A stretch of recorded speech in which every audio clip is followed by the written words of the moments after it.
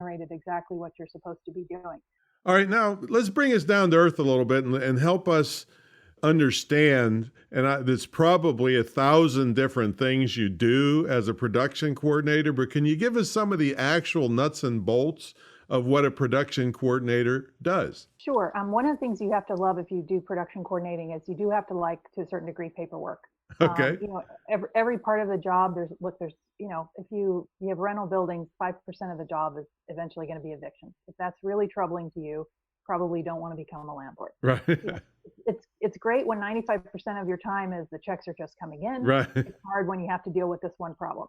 So I can tell you that some people are very much, they want to be on set, and the prospect of doing paperwork and organizing things is not particularly glamorous to them. If that's your thing, then production coordinating is definitely not the route that you want to go in.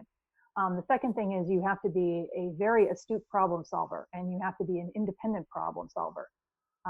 You have to come up with your own solutions and also anticipate, solutions as they're going to happen, and who would you call and how would you resolve it, and obviously be very resourceful. You can never run out of resources. So give us an Um, example of that. Like what kind of thing would happen that you would have to figure it out and fix it? for an example, production coordinators do a lot of the travel. So traveling is obviously one. You want to make sure that you communicate with your crew well so that they know exactly when they're coming and going, and all of their flight arrangements. You want to be sure that you hire people also that are smart enough to get on the right plane and show up to the plane. You'd be surprised. The No, I second thing is, wouldn't.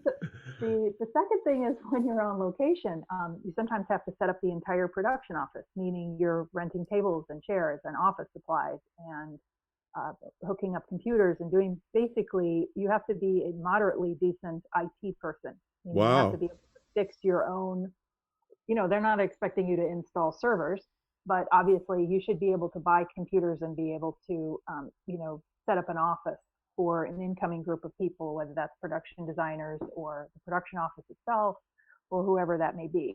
So I think there's a lot of